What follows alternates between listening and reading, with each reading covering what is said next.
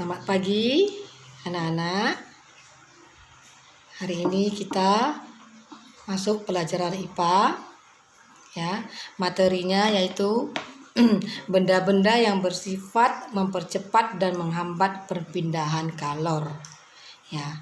Ini lanjutan dari pelajaran sub 2 kemarin ya.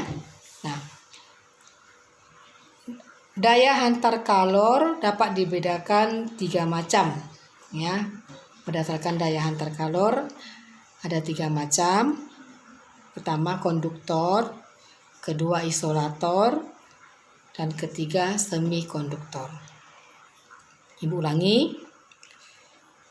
Berdasarkan daya hantar kalor, benda dapat dibedakan atas 3 macam, yaitu konduktor, isolator, dan semikonduktor. Pengertian dari konduktor adalah anak-anak, bahan yang dapat menghantarkan panas dengan baik. Ya. Jadi bahan yang dapat menghantarkan panas dengan baik. Contohnya itu adalah tembaga, kayu, aluminium, besi, dan baja. Sedangkan isolator itu bahan yang tidak dapat menghantarkan panas. Ya. Contohnya kayu, karet, mika, dan ebonit. Nah, yang ketiga semikonduktor.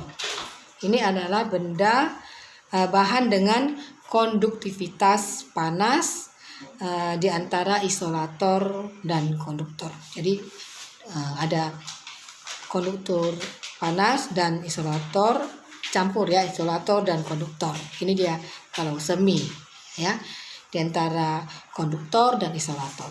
Contohnya silikon dan germanium.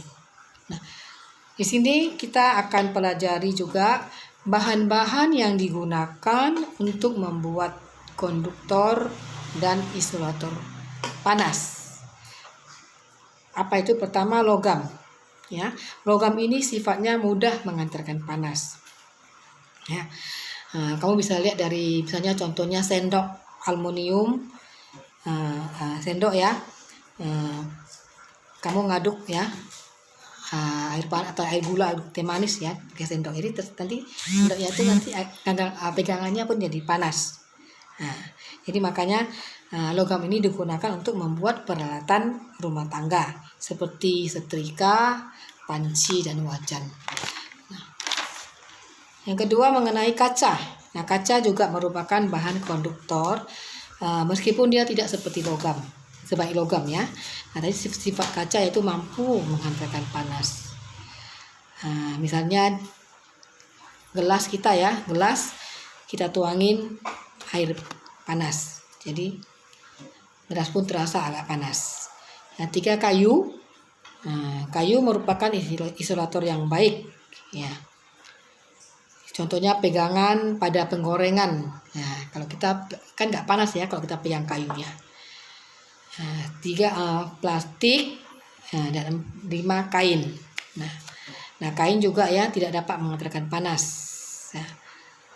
Oleh itu kain kita bisa gunakan sebagai alas tangan jika kita memegang benda.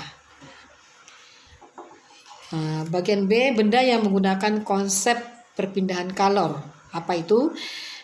Banyak peralatan di sekitar kita yang memanfaatkan sifat perpindahan kalor. Ya, misalnya panel surya. Nah, panel surya ini alat menyerap kalor radiasi matahari. Ya. Yang kedua termos. Nah, termos air panas atau termos es. Biasanya termos ini ada dilapisi ya. Dilapisi semacam itu alat lapisan perak ya, ini gunanya untuk mencegah perpindahan panas secara konveksi ya. Misalnya kalau mau diisi air tetap panas ya, karena dia dilapisi perak. Rumah kaca juga ya, bangunan yang tertutup dengan lingkungan yang dapat dikendalikan. Keempat, setrika listrik ya. Nah, setrika listrik ini setrika listrik diubah menjadi energi panas yang kemudian dikonduksikan melalui alas besi yang tebal yang ada di bawahnya itu ya. Nah, yang terakhir pipa penukar kalor. Pipa penukar kalor ini adalah alat yang digunakan untuk memanaskan zat cair atau udara pada suatu wadah. Ya. Jadi disinilah mengenai bahan IPA ya. Jadi kamu mesti ingat apa itu konduktor, apa itu isolator dan semikonduktor. Dan contoh-contohnya ya, benda penghantar panas yang baik, yang buruk ya. Kamu supaya ingat, supaya nanti dalam mengerjakan soal di situ Ibu lihat melalui contohnya. Ada contoh di situ ya. Nah, jadi kamu harus pahami apa itu konduktor, isolator dan semikonduktor. Ya Nana. Nah, sampai di sini pembelajaran. Nanti sebentar lagi kita masuk ke IPS ya. Oke, selamat belajar.